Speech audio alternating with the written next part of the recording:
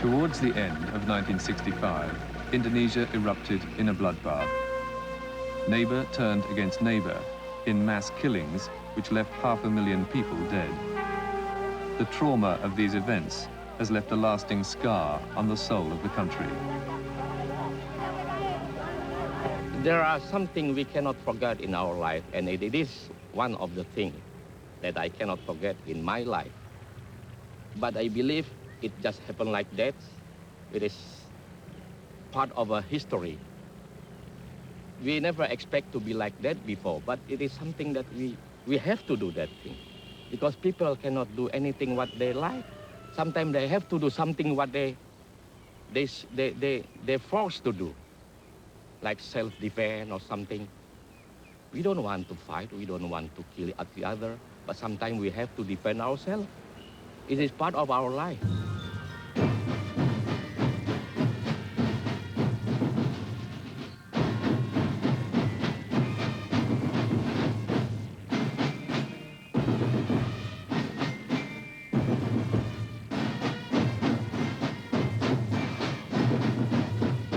The army now rules Indonesia, the fourth largest nation in the world. Its military leaders have put economic development before all else. They have provided the political stability so attractive to foreign investment.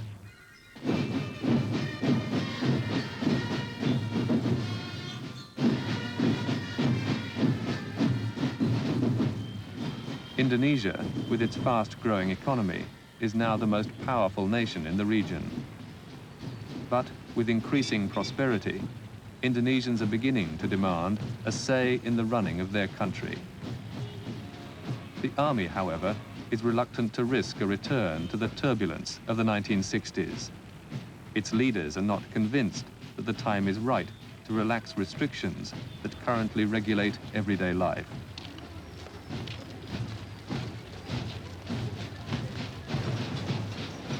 Under the new Orde government, no direct opposition is permitted.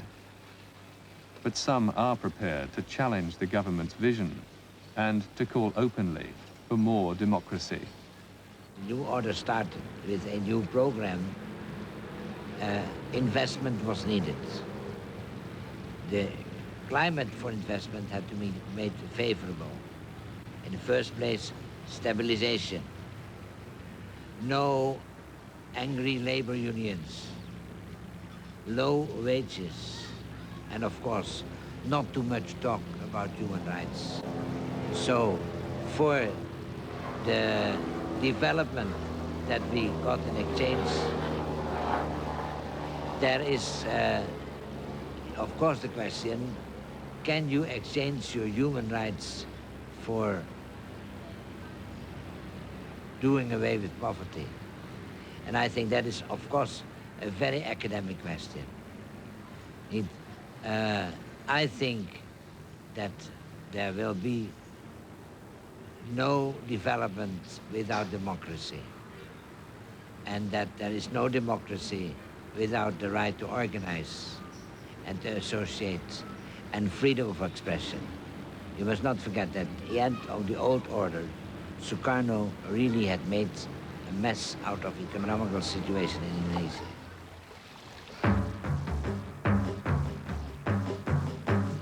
In 1945, Indonesia declared its independence from colonial rule.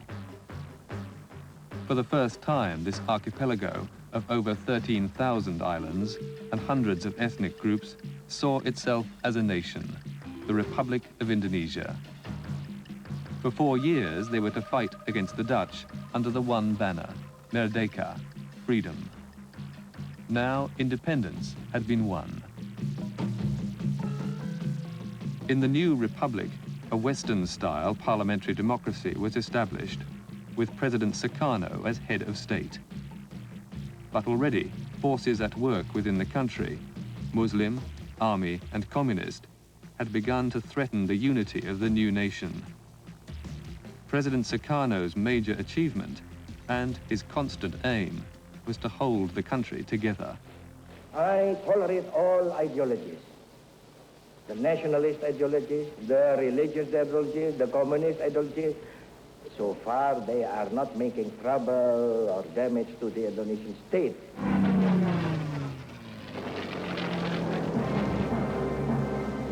During the 1950s, army-led rebellions sprang up on the outer islands of Sumatra and Sulawesi.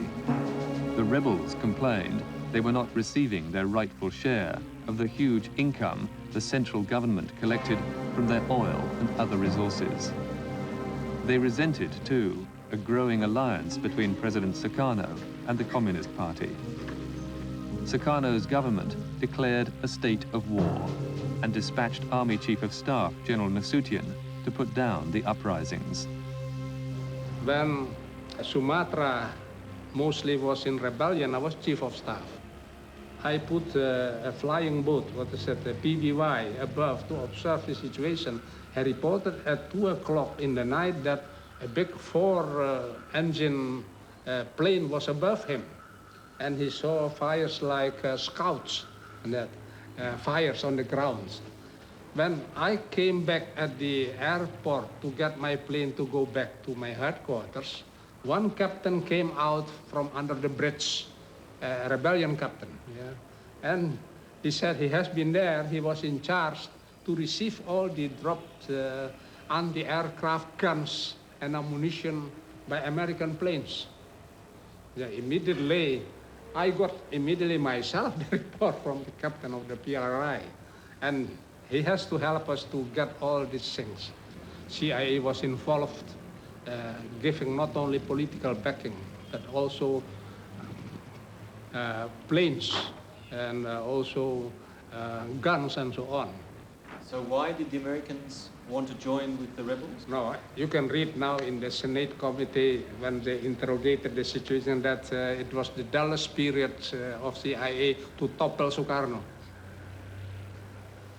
They thought that Sukarno is going closer to the communist side.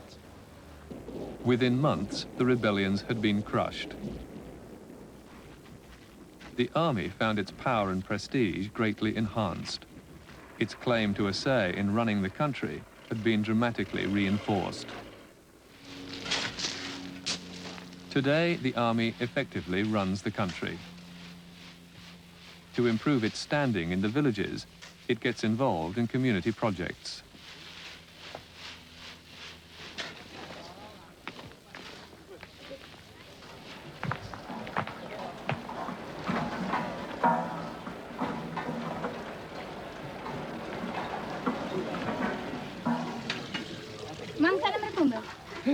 Bapak-Ibu sekalian, terus kiwa teken iki mang gawe sing alus banget. Aja nganti papan masjid iki mbok sembayang kok kalah karo omahe dhewe. Iya. Kendoko. Kendoko itu nanti usahakan. Masa enggak bisa kritis buat rumah, cuma buat itu enggak bisa. Ganti yang baik. Nah, jenengan pakai karo kanca-kancane karo wargane, warga umat, umat di impun supaya dalam pelaksanaan ini bisa kita itu selalu meningkat, terutama yang berkaitan dengan kita hidup. Kita hidup itu sebenarnya arep ninggalke jeneng apik. Sesuai kalau programming pemerintah program yang pemerintah ki arep nganake pembangunan rohani lan jasmani.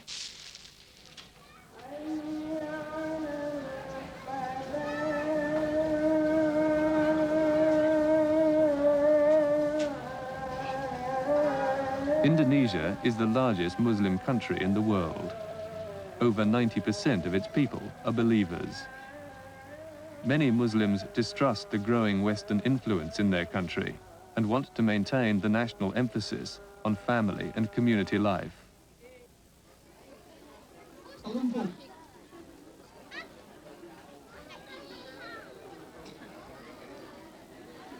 Bisa kita lihat kekuatan gigi dari Kang Dalimo ini. Iya.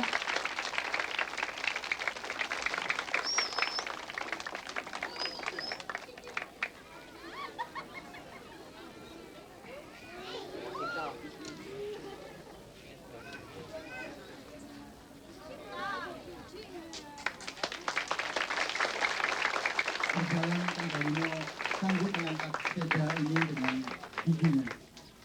Kalau kerjaan sebagai akrobat dengan menggali pasir, Pak Dalimo senang mana? Ya, sama-sama ya senang. Kalau ada kerjaan, yang mana yang dikerjakan, saya kerjakan. Tapi kalau harus milih? Kalau milih ya nggak bisa itu. Karena belum tentu ada pesanan. Kalau akrobat, belum tentu kalau ada yang nanggap. Direct, saya dahulu kerja sebagai minta itu pembayaran slot pakai uang kantor. Kalau dulu namanya pakai uang kantor, kalau sekarang namanya korupsi. Soalnya tidak bisa mengembalikan pemakaian uang kantor, lalu dikeluarkan tidak dengan hormat. Uang dulu, uang kantor dipakai untuk kebutuhan apa, Pak Dalimo? Waktu dulu saya belum punya istri, hanya untuk royal. Untuk anak muda itu memang gitu. Royal sama perempuan atau main judi. Setelah itu tahun 51, saya dimasukkan kerja oleh ayah saya di kantor CKC. Kalau sekarang namanya bukan CKC. Kantor Keuangan Negara. Saya di sana baru sekitar 4 bulan. Saya tidak senang, saya lalu keluar. Soalnya gajinya hanya Rp125 per bulan. Beras mendapat 10 kilo per bulan.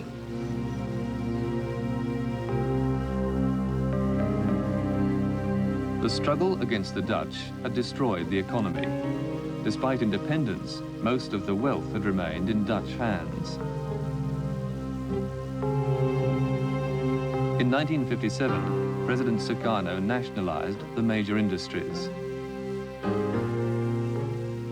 2 years later, Sukarno, frustrated by the failure of parliamentary democracy to solve Indonesia's economic and political problems, devised a new system of government, guided democracy, by which he would now have real power.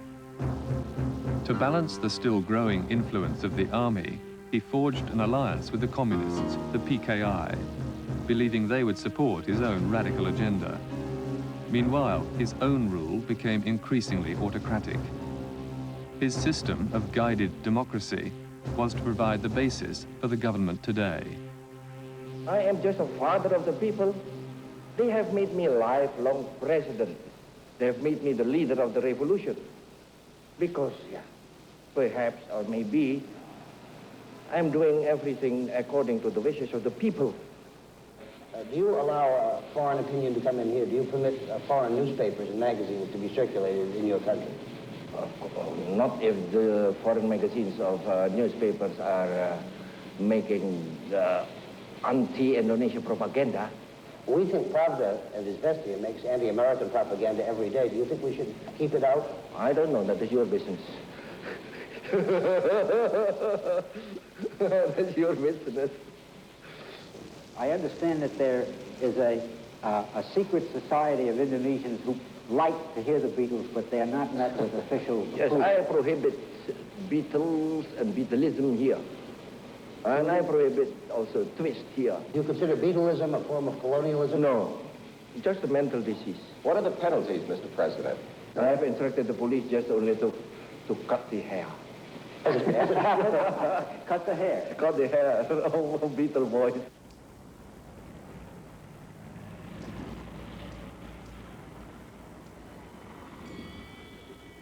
I was a writer at the time.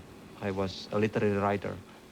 And then the communist cultural organizations made Sukarno banned the so-called liberal artists when we made that manifesto, which became popular with the name of Manikebu or Cultural Manifesto. And so I was, especially when I was involved in trying to oppose Sukarno because there was no democracy. And so I was involved during the student demonstration, or joined the student demonstration at that time, because my purpose is basically to establish a kind of democracy at the time. As life became more and more difficult in the early 1960s, the Communist Party, the PKI, grew stronger. Their organization now reached into the factories and villages. The government legislated for land reform, but were unable to carry it out. In 1964, the PKI decided to take matters into their own hands. They organized the seizure of land by the peasants. This provocative action brought the PKI into direct conflict both with wealthy Muslim landowners and the army, who had taken over the running of the Dutch plantations.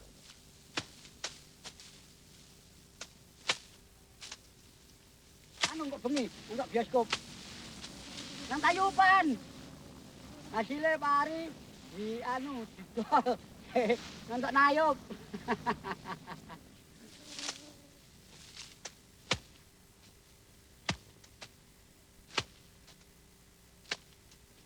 Jadi tiap-tiap ada rapat mereka itu yang menentang kepada pemerintahan. Jadi seakan-akan tidak setuju dengan adanya pemerintahan.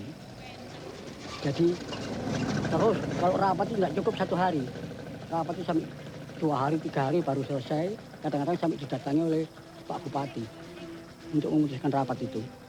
Dulu orang yang menentang rapat-rapat itu orang dari golongan mana biasanya? Dari golongan PKI, dari Partai Komunis. Kenapa menentang itu karena tidak setuju dengan adanya pemerintahan. Jadi pemerintah desa mau membuat begini, buat begitu, ditentang. Jadi mestinya itu harus menurut kehendak sendiri, kehendak mereka. Jadi tidak mau menurut kehendak daripada pemerintahan, peraturan pemerintahan. Wah, kalau dulu pada waktu sebelum 65, kalau ada masalah tanah, ya rame. Ya dari pihak orang-orang yang ini, ada saja yang membela. Mestinya benar, dibela oleh ini, wakilnya rame, geger. Sering? Sering dulu, sebelum 65.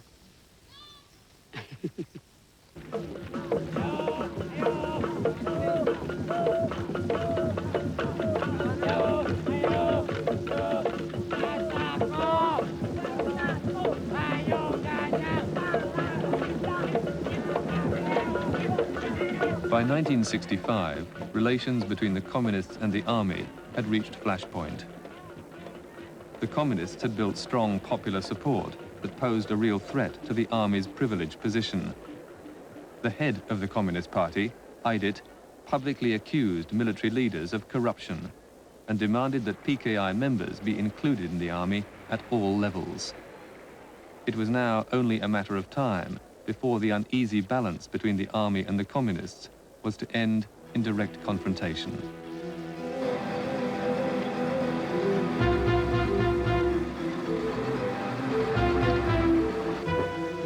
In the early hours of October the 1st, 1965, 6 generals were kidnapped and killed by troops of Sukarno's Presidential Guard in an attempted army coup. General Nasution was the only one to escape. Just a couple of minutes before they came, there was a mosquito in my bedroom. So my wife put the light on, I was with a big sapu, you know, sapu lidi behind this, and then noisy of many trucks there. So my wife opened the door of the bedroom and looked outside, and she saw the presidential guards, the first echelon coming inside, forcing through the front door, and so immediately locked the door.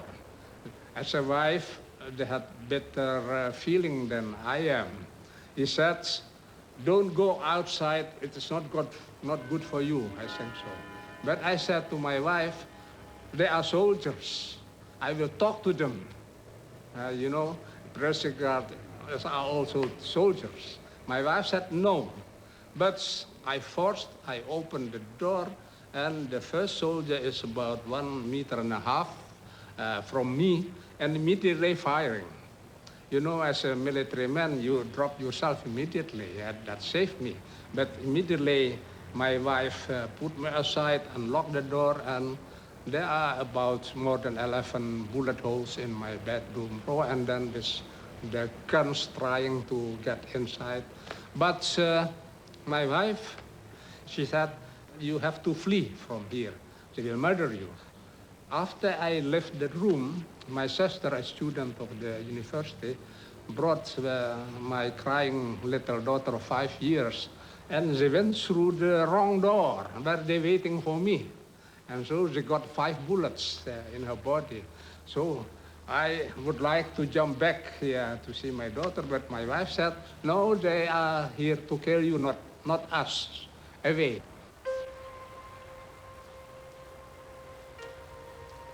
Kita mendoa sebentar. Anak-anak ya. Al-Fatihah. A'udzubillahi minasyaitonirrajim. Bismillahirrahmanirrahim. I remember my wife brought my daughter in her hands to the grave, and I coming there from my car here, everybody was embracing me and so on. And after the funeral, started the CAPI, the high school students organization, with a demonstration and ransacked for the first time the headquarters of the Communist Party in Jakarta. It started at that time, that day, after the funeral.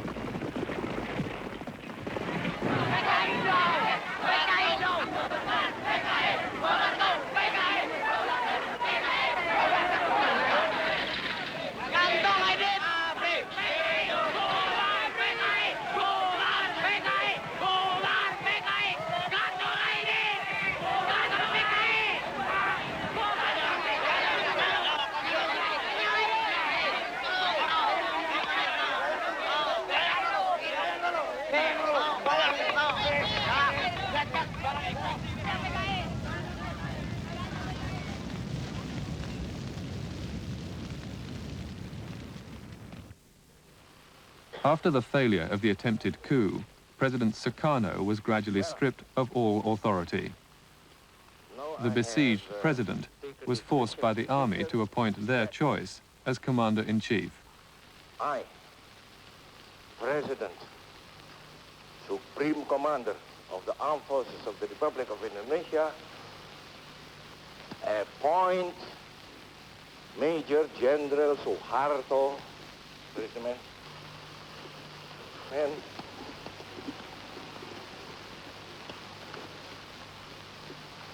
I appoint him as Minister, Commander of the Army, and God willing, inshallah, I shall inaugurate him as such in, I think, in 1 or 2 days.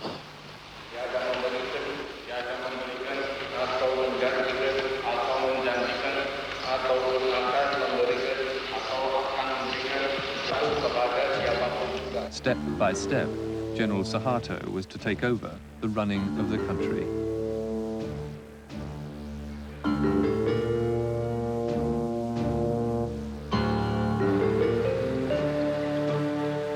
The army leadership accused the communists of masterminding the attempted coup. By blaming the communists, the army was able to unleash a full-scale onslaught on their long-term rival for power. The military from Jakarta came to the area, and then the killing started, done by the civilian together with the military. So it seems that with the military coming there was an encouragement by the people to arrest the supposed to be the communist members, and they killed them. I saw many people here, and most of them are from young people, anti-communist, and also some army, and they start making executions here in this bridge. I saw some of these communists being executions. And then my friend come back to me and said, do you remember our friends when we studied in Jogja? And he mentioned me one of my friend's name. And I said, yes, I remember him. Where is he now? Why don't we come and see? And then my friend took me across this river somewhere there. And then I went to make my step to the backside of a small house. There was 5 heads laying on the ground. And I found that one of the heads is my friend that I know when I was in Jogja. In that time, I feel something horrible coming up in my soul and in my heart. And I asked my friend who took me here, oh, is he a member of a communist? And my friend said, he's one of the leaders. This thing happens just in a short time, and I feel that I was empty. I say nothing. I just feel like to cry and to scream. And after that, I decide to go back to the city. Jadi pembunuhan itu dilaksanakan dengan cara yang tidak modern gitu ya.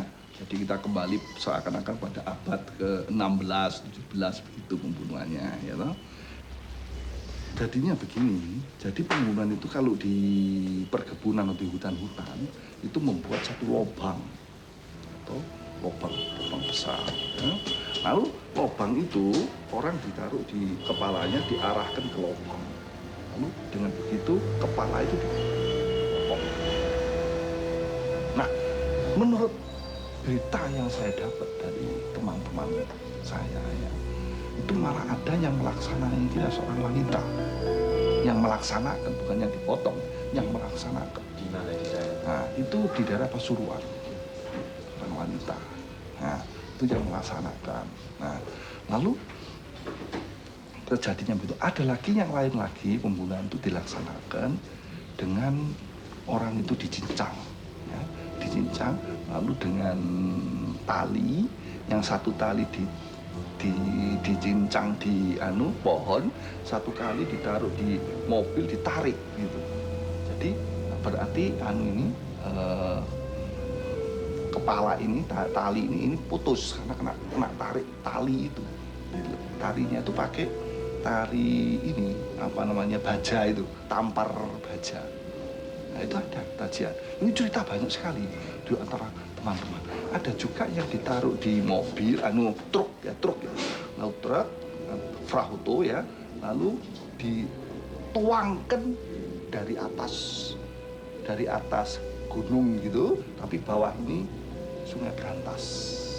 Did you feel there was a kind of collaboration between the army and the Muslim people in the campaign against the communists? For the all anti-communist people, we have the same campaigns in our own way. Of course, the army in their organization, we also do the same as a member of the people. We are at the same idea, and we have to do the same thing. So sometime in one and other place, we work together for this. Which group was deciding who should be the targets of the killings? Of the killing, the target of the killing. Who was deciding? Deciding. Everybody, every people know who is the communist active before, you know. For instance, in the village, people know persons among them was a communist. So when the time comes, the people point him, he was the one or something. So a group of young people and also some of army come to pick him. And then some of them execution here.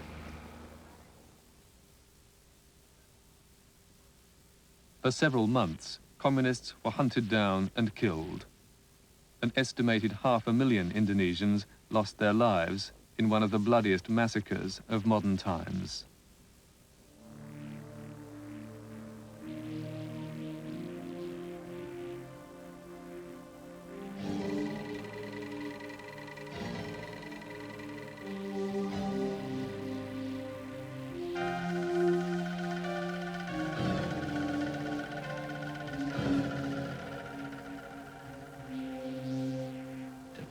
Setelah peristiwa itu terjadi, kami semua itu disuruh wajib lapor, ke umpamanya di Kodim, ya, di kantor polisi ada juga, atau di kantor sospol, begitu ya, itu macam-macam ya. Jadi saya sedang lapor, tapi mereka percaya dengan kami bahwa kami nggak akan lari, dia tahu. Jadi dia begini, Bapak setelah tanda tangan ini tinggal di sini saja, tidak usah pergi. Nah begitu. Lalu saya bilang, loh Pak, saya bawa sepeda. Loh bagaimana sepeda saya ini juga dipakai oleh adik saya untuk sekolah. Ya sudah saya izini pulang sebentar ya. Nanti kembali loh ya. Saya juga kembali. Soalnya nggak ada perasaan salah gitu. Nggak ada perasaan salah. This man was to spend the next 14 years incarcerated in prisons and concentration camps. He, like hundreds of thousands of others, was jailed because of his membership of a legal left-wing organization. While most prisoners have now been released, there are still a small number of communists and leftists in jail, some 25 years later.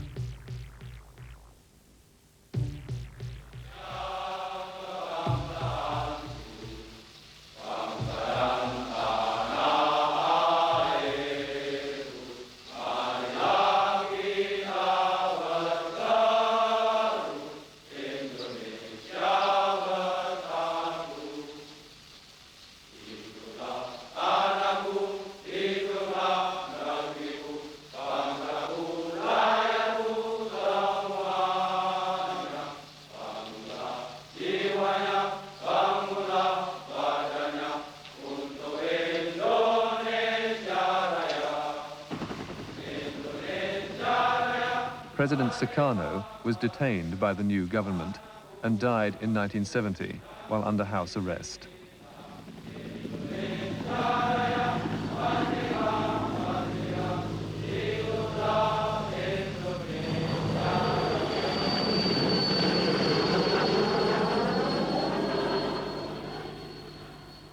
In 1965, 66, 67, in a very quick way, then the military controlled also the political situations because the only rival for the military was Sukarno and the Communist Party, and they were put aside from the scene, from the political arena of Indonesia. Then that means, I would say after 68, 69, the military controlled the political life of Indonesia as well as the economic life because they control the state enterprises. So that's how they became very strong. and also they get involved more and more into business in the new order. Since 1966, the new order government, dominated by the army, has remained in power. General Suharto is now President Suharto. Since taking power, his government has maintained stability, concentrating with considerable success on economic development. Nas, how do you think the new order differs from guided democracy under Sukarno? Is it just a continuation? From reality, it's a continuation of central power. It is still the same. All the time the emergency powers were still there. He still has emergency powers now. And if you have emergency powers, you can partly or completely postpone the civil rights. Yeah, that's the whole problem. If you would like, according to Constitution, freedom of speech, expression, freedom of writing, and to have associations and so, is still not yet there. Yeah? Like all new nation states, Indonesia has a parliament, but it is a parliament without opposition. There are elections, but the results are always known in advance. Golkar, the government's own party, always receives around 2/3 of the vote. The government believes that Western-style political practices are divisive. The new order has built a political system aimed at cohesion and harmony, which has the important function of ensuring that the government remains in power. Indonesia's economic prosperity has meant that most communities are now better off. The huge influx of money from the oil boom of the 70s and 80s has enabled the government to build new roads, hospitals, schools, and houses. Sekitar 2.500 sampai 3.000 yang masa sehari. Lumayan gitu ya. Pakai tambahan untuk sehari-hari cukup berarti. Alhamdulillah Pak. Cukup ya. Buat langsung rumah juga cukup Pak.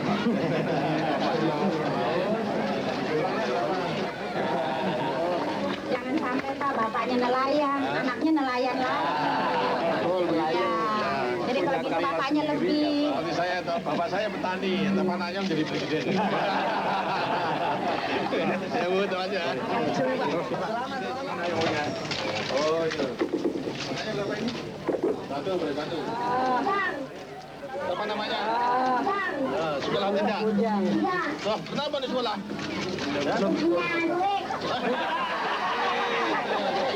Sekolah di SD tidak perlu pakai duit. Sama bapak tidak boleh barangkali. Iya.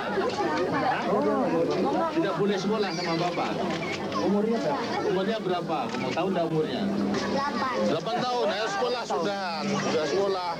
Bilang sama Bapak Ibu ya, saya disuruh sama Pak Harto suruh sekolah. Belum 8 sih ya. Ya, 8 suruh sekolah. Di sekolah SD tidak bayar. While the old order government wanted to break the power of foreign capital, the new order government has attracted massive amounts of foreign investment, which has helped Indonesia to become one of the fastest growing economies in Southeast Asia.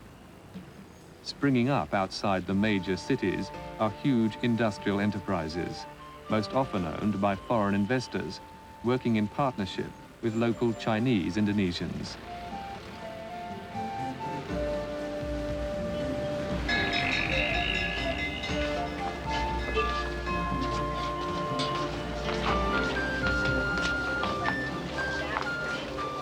Millions of young people have moved out of their villages to work in factories, living far from their families. The hours are long, often 12 hours a day, 6 days a week. But because there are far more people than jobs, young women like Oti consider themselves lucky to have permanent work.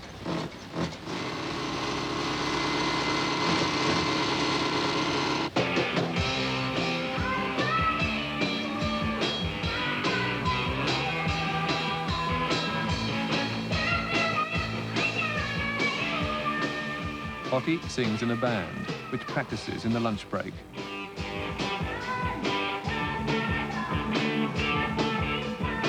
Despite her meager wage, she still manages to scrape together enough to send money back to her family.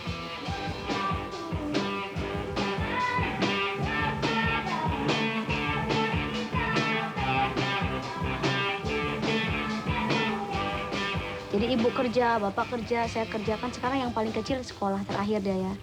Jadi kita bisa, karena kita namanya orang nggak mampu, bisa bantu sedikit-sedikit. Kita mau minta dari siapa, kan nggak ada yang bisa dimintain selain dari kita. Iya, ya orang di kampung kan nggak tahu, dikiranya kita di sini senang aja ya, banyak duit ya. Kalau pulang suka minta duit, dikiranya kita habis kerja. Kalau pulang pada minta duit, tahunya kita juga di sini seret. Susah duitnya. Ya pas-pasan lah, cukup nggak namanya pabrik. Sini tidur berapa satu kamar? Saya di sini berlima. Berlima dalam satu kamar? Iya. Kadang-kala di dalam 3 atau di sini 2. Terus kalau pulang harus nunggu air sampai berapa jam di dalam untuk mandi? Enggak, 10 menit. Kan 5:30 kan istirahat ya. Suka penuh kan, mereka memang lembur semua jam 9. Ya kita ngantri, ya kira-kira 10 menit atau seperempat lah. Nunggu, ngantri. Kan penuh juga. WC antri juga? Iya, semua di sini kok serba ngantri. Kalau nonton TV di sebelah melihat film Amerika dengan rumah-rumah gedongan besar-besar, mewah-mewah, bagaimana perasaannya? Oh, kagum. Pengen juga. Pengen juga, kadang-kala kapan kita jadi orang bisa gitu punya ya? gitu. Tapi Oh, nggak di mungkin. negara orang hebat ya. Bangga gitu. Tapi kita suka pengen lagi. Belum tentu itu juga punya mereka. Tapi orang-orang kan pada lihat heran artis ya. ya. Kalau ini misalkan. Kenapa ya, kalau orang kagum luar sih kok ya. bisa begitu? Kenapa kok orang daerah sini di Indonesia kok nggak bisa kayak orang lain? Kebanyakan kan orang Indonesia sama orang luar kan bedanya jauh. Kenapa orang luar tuh gimana ya pikirannya itu pinter-pinter lah orangnya pokoknya.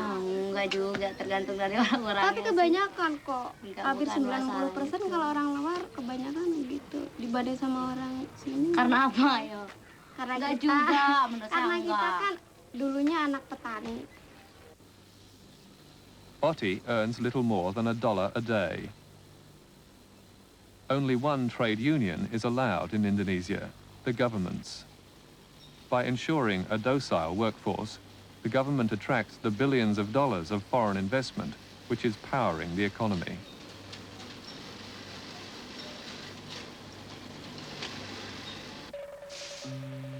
As Indonesia has prospered, some have become extremely rich.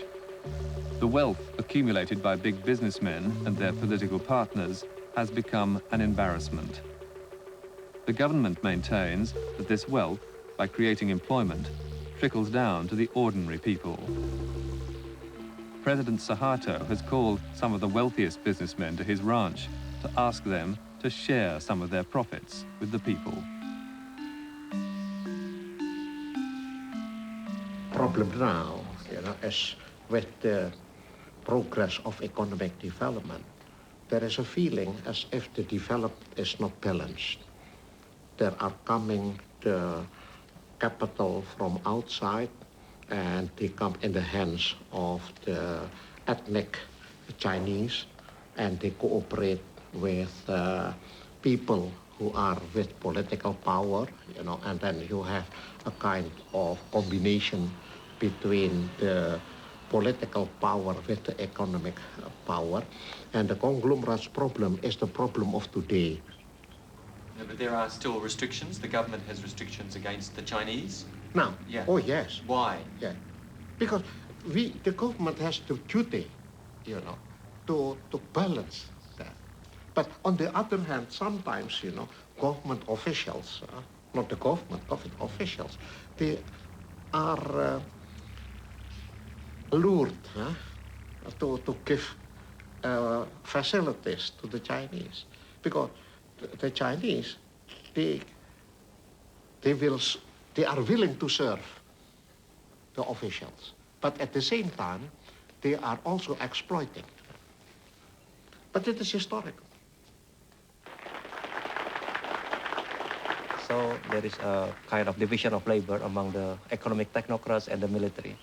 So the economic technocrats deal with economic development, and the military deals with political stability. And this also being justified again by an ideology of development, which is basically economic development can only take place if there is a political stability. The government seems to tolerate dissent to certain people. If you are too weak, they will destroy you.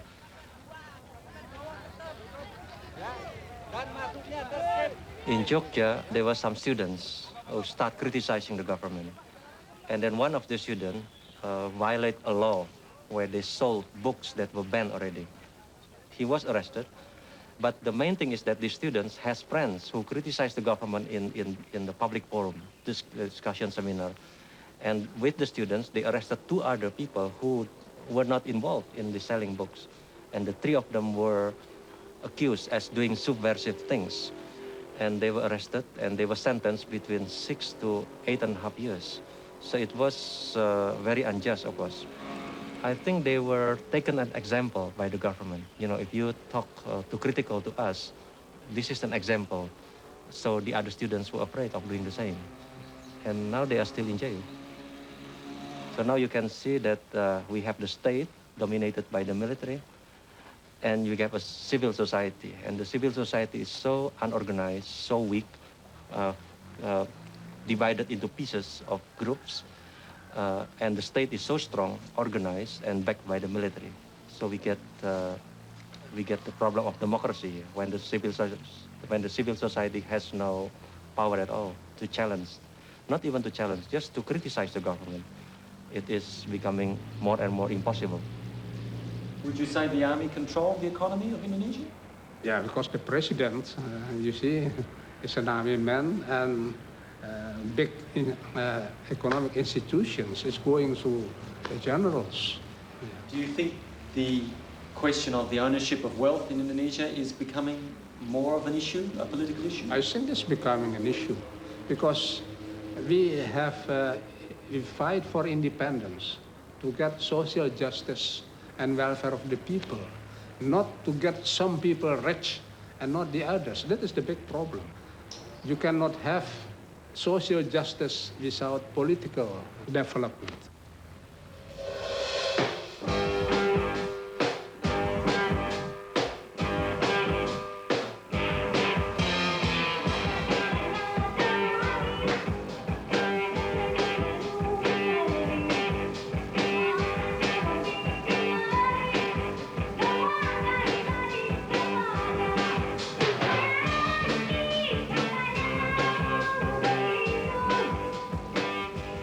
Kalau menjadi kehidupan seperti bintang nyanyi gimana kehidupannya?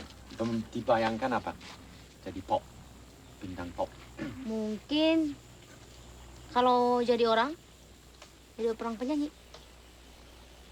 ya mungkin banyak duit kali. Banyak duit, terus kita pengen beli apa bisa kali gitu. Mungkin kemungkinan, itu kan hanya suatu kemungkinan. Tapi nggak tahu, belum tentu mereka juga yang udah jadi penyanyi batinnya batinnya senang, lebih baik seperti orang kita lah. Nggak ada, tapi nggak ada pusing, nggak ada pikiran apa-apa, nggak ada beban. Kalau jadi orang top kan dikejar-kejar masyarakat, hidupnya nggak enak kok. Jadi orang top itu nggak enak. Mendingan jadi orang biasa-biasa saja lah.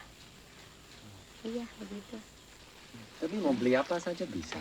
Iya, memang kalau untuk beli, emangnya kita mau ngejar ke duniawian, maksudnya keduniaan kan nggak mungkin kan. Kalau kita emangnya mau dibawa mati. Memang sih maunya sih kita ya serba cukup, serba apa gitu. Ya memang kalau Tuhan memberinya udah begini ya kita ya bersyukur aja. Yang penting keluarga sehat, bisa makan. Ya nggak kelaparan seperti ada kan yang lebih-lebih dari saya juga. Saya orang nggak mampu tapi masih ada lebih yang dari nggak mampu lebih dari saya.